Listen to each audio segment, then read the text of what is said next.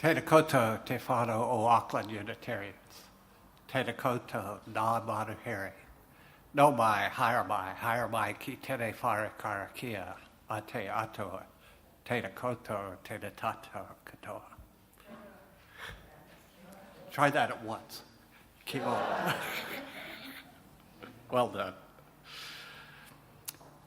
Greetings and welcome to this space, especially if you're a guest or visitor, and I see a number of you today.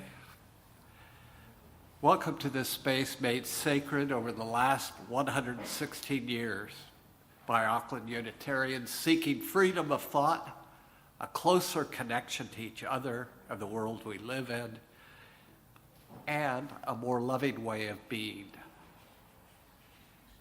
We come each Sunday to remember that. We remember that we can't do everything. There is a sense of liberation in that. It frees us to do something and do it very well. It may be incomplete, but it is a beginning, a step along the way. All are welcome here that come with an open mind, a loving heart, and willing hands. Please consider the next hour as the prelude to morning tea, to which you all are invited. It is our sacrament of hospitality.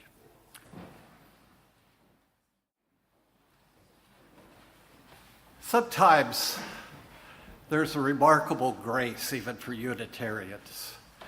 Yesterday, as I had finished my sermon and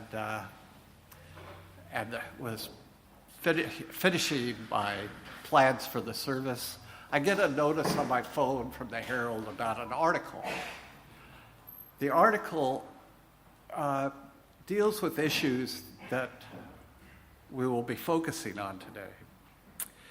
I'd like you to listen to excerpts from it. Pay close attention, not just to the story, but your reactions to it.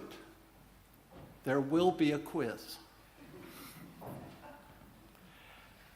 An Auckland media boss and Queen's Service Medal recipient accused of indecently assaulting female employees has been acquitted, while the presiding judge says the women had a, quote, a potential motive to fabricate evidence, unquote. At the center of the allegations is former Indian newspaper owner Giriraj Gupta, who is charged with 2 counts of indecent assault. However, both charges were dismissed following a judge-alone trial before Judge Eddie Paul in the Auckland District Court last December, who noted Mr. Gupta's high public profile. In his decision, the judge said the women's versions of events displayed a coincidence, quote, that seems surprising to me, unquote. Quote, I am also mindful of the potential motive to fabricate evidence in this trial, that is, to lie, unquote.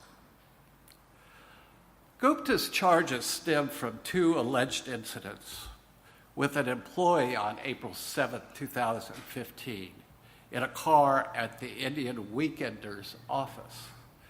A second female worker also gave evidence during the trial and claimed Gupta had inappropriately touched her. The first woman told the court she was driving with her boss to a business meeting on the North Shore when Gupta reached over and groped her breast. She said he then told her to just pretend that nothing has happened. After returning to the office in tears, she said Gupta again made an advance and grabbed her waist and breast. She said Gupta, who treated her like a daughter, tried to apologize on both occasions, while another employee recalled seeing the woman come back shivering. But Gupta's defense strenuously denied the allegations and argued the trip had never happened. The woman also said Gupta was helping her with a residency visa and further alleged the newspaper forced her to pay back part of her salary on a fortnightly basis, which led to a Human Rights Commission complaint. The second woman said Gupta would proposition her in the office and claimed he violated her just 2 days after the first woman. However, independent evidence shows Gupta had left the country on a flight to Singapore that morning.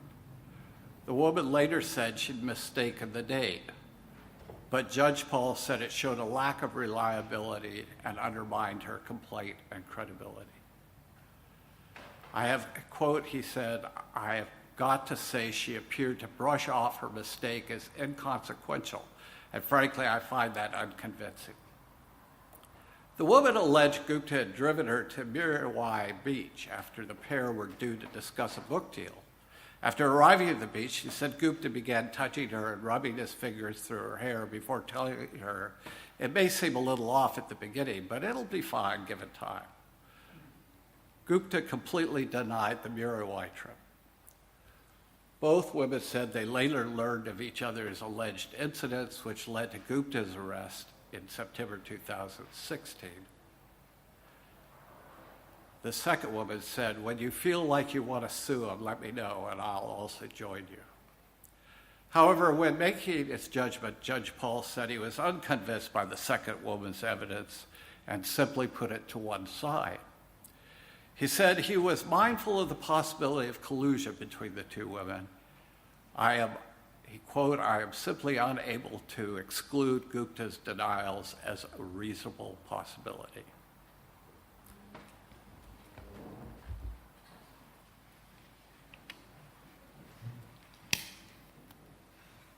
We light this candle in thanksgiving for women, girls, and those born in a woman's body, who find the courage to risk breaking their silence about having been sexually assaulted, abused, or harassed. And we hope for a lighting here any minute.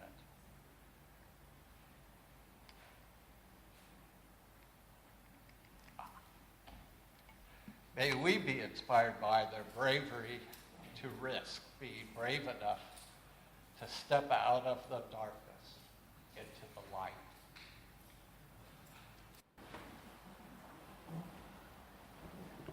I hope you won't be too disappointed.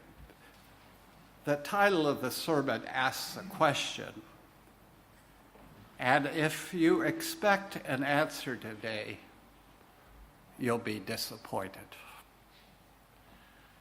Let me say up front that I hope the #MeToo movement will be a transformational event in our culture that could be considered revolutionary. But I have no idea if it will succeed. My past experience with such movements does not encourage me. Patriarchy will not forsake its privilege and power voluntarily or with grace. I have reluctantly decided to engage the issue now. I have not made my views known here or in social media, but indefinite silence does not seem an option.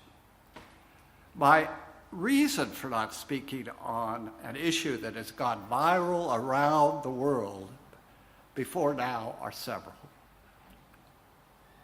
First, I think my gender requires that I first keep my mouth shut and listen carefully to those who have suffered sexual violence, abuse, and harassment by men supported and protected by their privilege in a patriarchal society. I've been doing that, especially with women, the women closest to me. Second, I believe the issues raised by the #MeToo movement are complicated and nuanced. Understanding them all and any unintended consequences created will require greater wisdom and insight than I or perhaps any one person might possess. I have been applying the maxim that says it's better to be silent and thought a fool than to speak and remove all doubt. Third, I have taken this time to examine my conscience and past behavior. As someone who has been in a position of power most of his adult life in an institution heavily steeped in patriarchy, in spite of some very strong women who have tried to hold it accountable, it is all too likely that I have perpetuated, knowingly or unknowingly, the cultural norms that have permitted sexual abuse of women, if only by my silence or blind eye. I have known too many clergy who have abused their power and the gospel. Some of my sins may have been propitiated when I was, for a time, responsible for setting the guidelines of my diocese for appropriate relationships between clergy and their parishioners and enforcing them. I wanted to take time to inventory my own possible culpability before I spoke. With my aging and faulty memory, I can't be sure that my behavior has always reflected my values. I pray it has, as I was fortunate to be brought up to respect women. That has held me in good stead, as I only have one sibling, a sister, 2 daughters, 1 stepdaughter, 5 granddaughters, 1 niece, and 1 great-niece. My fervent hope is the next generation of women in my family will have no occasion to post #MeToo on social media. Lastly, I didn't want the sermon to creep into mansplaining, as if I knew what it's like for women to survive in a society where all the rules are against them by design, blocking their careers, silencing them, and making them targets for sexual violence, abuse, and harassment in their homes, workplace, and on the street. I know I don't. What I do know is some of the feelings and consequences of sexual harassment. I could have posted #MeToo as well. The most serious of several occasions has remained buried within me for nearly 50 years. I spoke of it for the first time only recently to Rachel, thanks to the movement.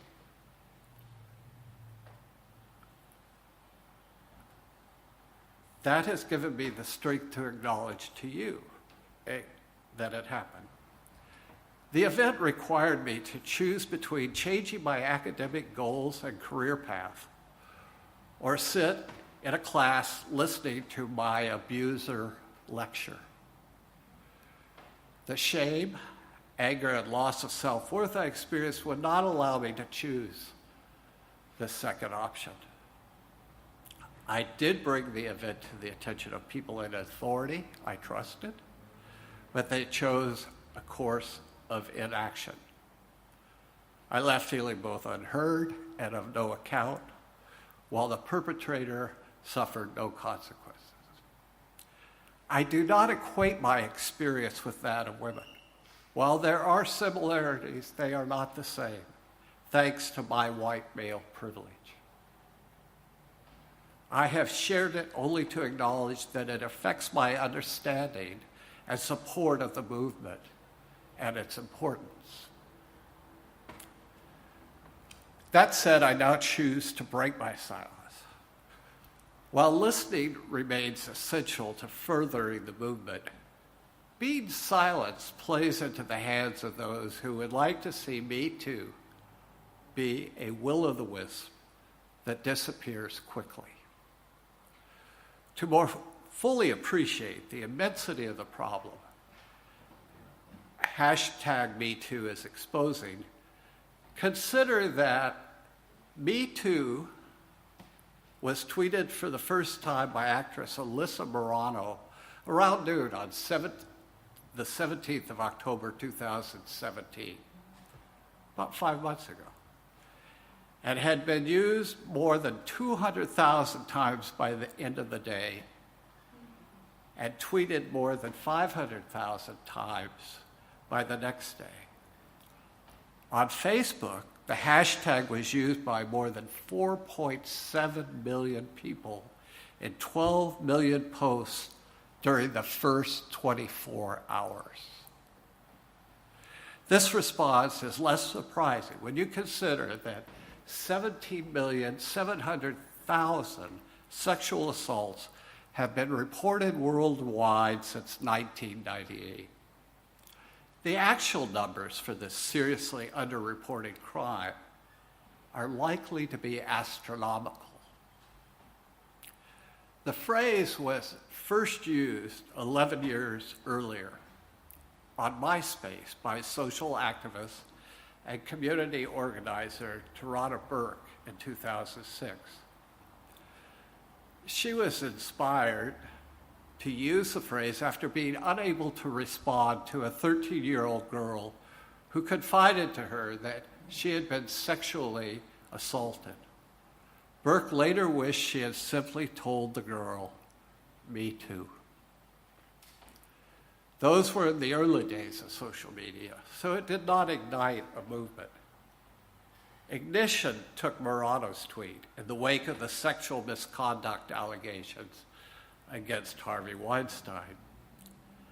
She asked women to tweet "Me Too" to show the magnitude of the problem. It broke the dam of silence about the prevalence of sexual violence, harassment, and abuse worldwide, reaching more than 85 countries. Only this week, broadcaster Alison Mao launched Me Too NZ to end radio silence about the extent of the problem in Aotearoa, New Zealand, and to hold abusers to account for their sexual misconduct. In the 5 months since it began, the movement has evolved. Burke wanted Me Too to be a means of simply expressing empathy. Morano saw the movement as a way to give voice to the survivors and to seek justice for them in the court of public opinion by naming powerful people like Weinstein and detailing their actions. The list of high-profile individuals who have been named thus far is staggering. Except for Trump, who is the worst of the worst and makes Weinstein look like a choir boy, many have already paid the price of seeing their careers implode and personal lives in shambles. Patriarchy is beginning to panic. Within 3 months of the first tweet, the expected backlash began. I've been reading all week a multitude of attacks against the movement. There is no surprise that there has been a lot of victim blaming, suggesting that the claims are exaggerated or insufficiently abusive, whatever that means, and primarily their own fault. What is surprising is some of these attacks have come from feminists who boldly declare that women have gone too far, exaggerating the harm they experienced from men who ignored their boundaries in pursuit of personal pleasure. They suggest that women simply need to be more resilient and call a cab. A coterie of French women, including Catherine Deneuve, declared that Me Too was a serious threat to sexual freedom. At the New York Times, Daphne Merkin criticized the victimology paradigm, not sure what that means, of young women who she thinks perceive themselves as frail as Victorian housewives. Even feminist icon and The Handmaid's Tale author Margaret Atwood jumped into the fray and asked if she's a bad feminist for comparing the Me Too movement to the Salem witch trials or to Joseph Stalin's purges. Atwood was throwing the question of due process at the movement, which involves having a set of rules to protect the accused, as if they needed more. Writing in the American Interest, Claire Berlinski is even more derogatory than Atwood, calling the Me Too movement a frenzied extrajudicial warlock hunt that does not pause to parse the difference between rape and stupidity, and a classic moral panic, one that is ultimately as dangerous to women as to men.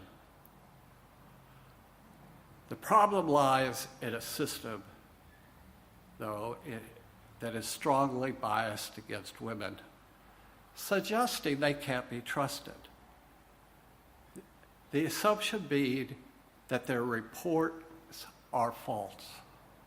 Yet worldwide studies have determined that only 8% of reported assaults have shown to be false, and only a small percentage of convictions have been overturned later. The fact is that only seven of 1,000 reports of rape result in a felony conviction. 7 out of 1,000. This attests to how broken the justice system is everywhere. It is, however, quite effective in intimidating victims of assault to remain silent, having no hope of justice. Other critics, often from the media with a conservative bias, warn that the movement is creating hostile opposing camps of women and men. Journalists, in their effort to be fair, seek balance in their reporting, but that only benefits the powerful. For instance, giving equal time to one scientist who is a climate change denier, as is given to the 99 scientists who offer scientific evidence for climate change, only gives support to the rich and powerful who seek to exploit the Earth's resources for their benefit and to our detriment. Efforts to moderate the Me Too movement by fair and balanced reporting simply moderate the degree of injustice women suffer, leaving institutions of power fundamentally unchanged. It is too soon to know if these efforts will moderate or even extinguish the flame of hope Me Too has given millions of women and men. I hope not, for the sake of us all. We need Me Too. We need to end the silence if we're to find freedom from patriarchy's domination. What might we do to further the transformation of our society this hashtag offers? For us as Unitarians, our principles support it. But those are only words on a banner if we do not act. Many women have already shown their courage by breaking their silence. But I think men have an important role to play. Listening, examining our past behavior, becoming aware of our sexist language and acknowledging our male privilege, confronting locker room talk that disparages women, and raising our sons to be respectful of all genders by example are all important and a good start. But there's one more thing we can do that may be the most helpful in supporting the movement. When the person of any gender shares a hashtag Me Too moment with you, tell them, I believe you. Amen. Okay. Seems to me it's time for a brief discussion. We'll start with the quiz. What were some of your reactions to the article?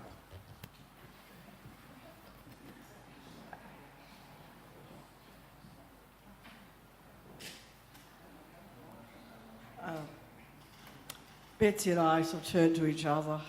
Betsy said, "It makes my blood boil." And I said, me too. And I said, "I want to scream." And she said, "Me too." And we thought we needed a pause to scream. I mean, I'm a little bit older. I went through the workplace at a time when it was normal, so everybody could see that, for men to paw a woman. Paw, I mean, touch them. All over the place, you're sitting at your desk doing your work and some male's arm will come drape around you, or you get patted on the bottom or whatever, and you didn't even think to complain because it was considered to be normal. I'm very pleased to say about 8 years ago, I had somebody put their hand on me, a male, in the workplace. And I had to take a big swallow the next day when I went into work again, decide whether to report it or not, knowing that I could lose my job probably. So I decided to report it. And I'm very thankful to say I was believed. I was very lucky. That's all I could say. That is not the usual case. Any different opinions?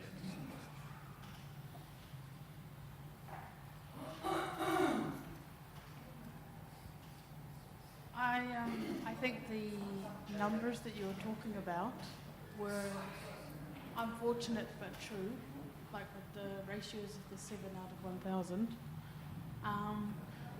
But also it's interesting because I like even me working as a woman in the construction industry, it's still happening where like guys, they're not necessarily talking to colleagues, like the slap on the ass or whatever, but it's like talking to women on the street outside of the site. They're still doing it, and I'm like, oh my goodness, it still surprises me.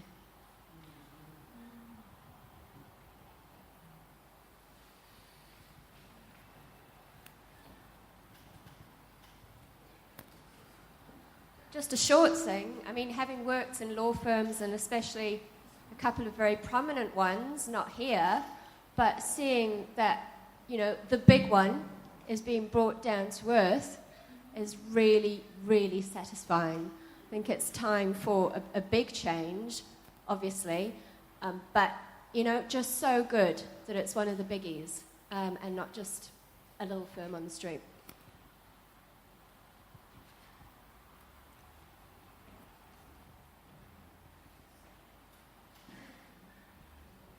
Thanks. I'm Joel. I come here occasionally.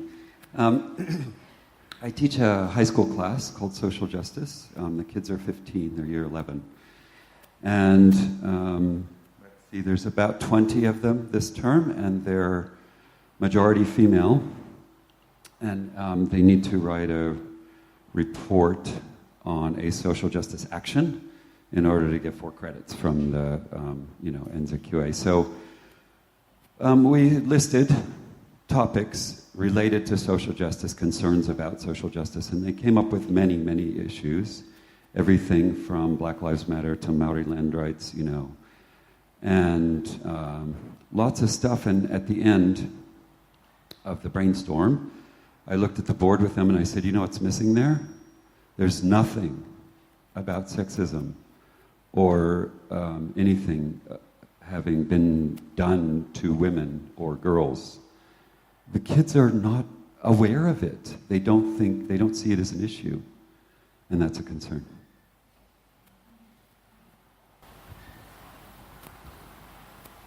We've certainly had several instances in my time in New Zealand where sexual assault and harassment or abuse has happened in K through 12. So, one of which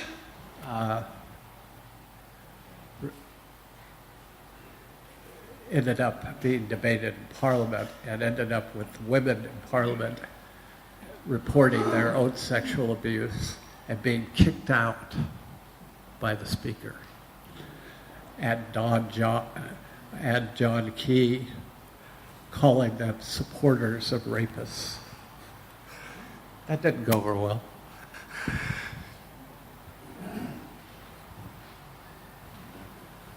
The statistic which most upset me is the one that in 1,000 reported rapes, only 7 result in a felony conviction. There are a lot of cultural and gray areas in the world I grew up in 70 years ago about women and making jokes and so forth and so on.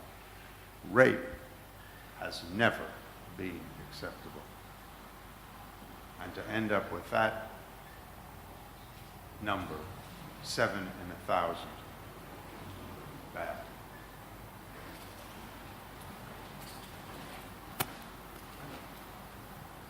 Oh, look, over here.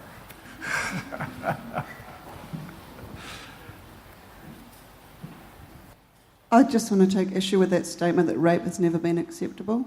I think rape has been acceptable in marriage up until very recently. It wasn't even included in the definition. And rape by soldiers in war has been totally acceptable for millennia.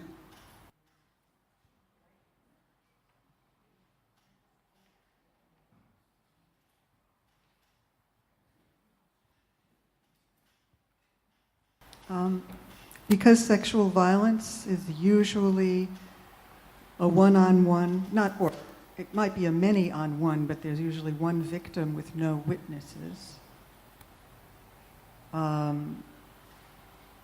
It doesn't pass the requirements for proof in the courts of justice.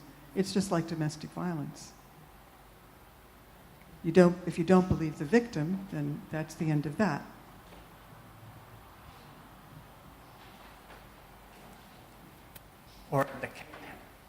Or in the case of the story I read.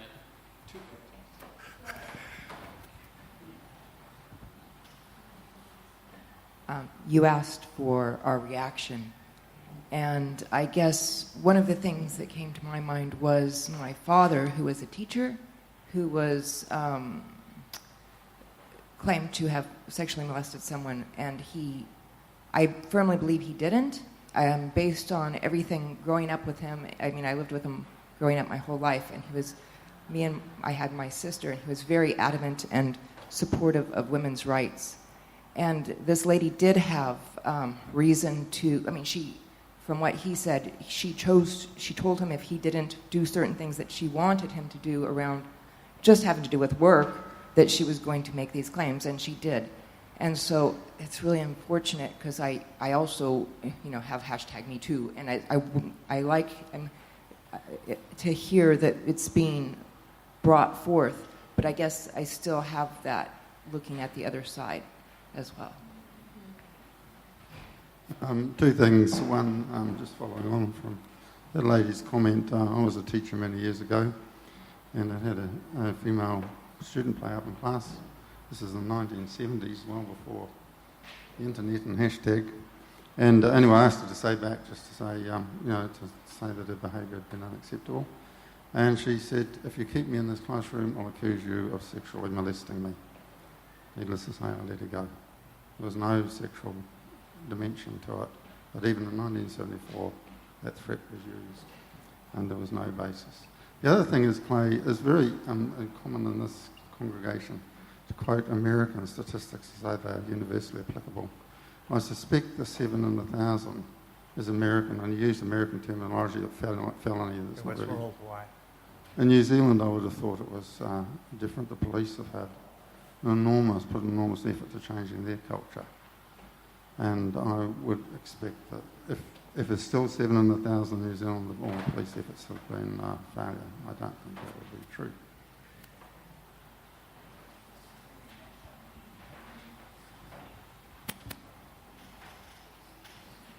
Keep it under a half hour, Kate. Hello? One thing that's occurred to me To a the number mic. of times over the last few years, especially being a high school teacher, but just, thank you, mate, just thinking about my own adolescence. I mean, I ended up in lots of cars, driving to lots of places, having lots of drinks with men and not knowing how to say no. Insecurity, poor self-esteem. It seems extraordinary to think of that thing of, oh, they won't like me, you know, they'll think I'm bad if I say no, if I stand up for myself. So I guess I really admire young Jay, you know. I mean, I think it's great that kids learn that they have the authority, the autonomy to say, no, I don't want to. I don't feel comfortable, you know. Don't, you know. And I just wish that I'd developed that more when I was younger. It's come to me late. So, yeah, no means fucking no.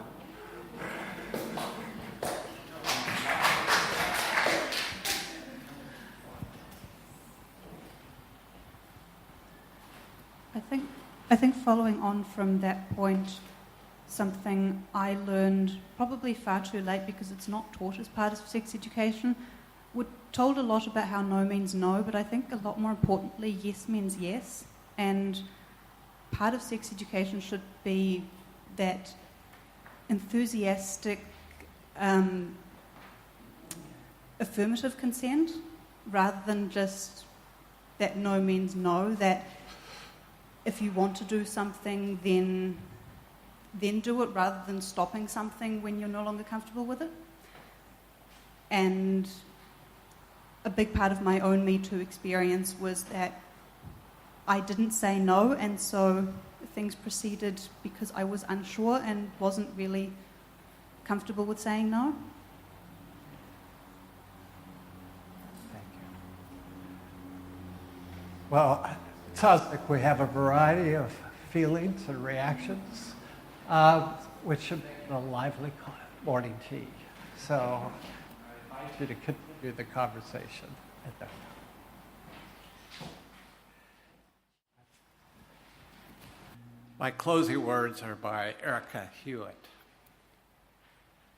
How complicated it is to break silence, to open all of the secrets in all of our broken hearts.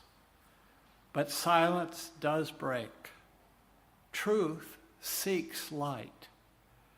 We're unraveling silence because we have determined that our power with one another is greater than the power someone once had over us.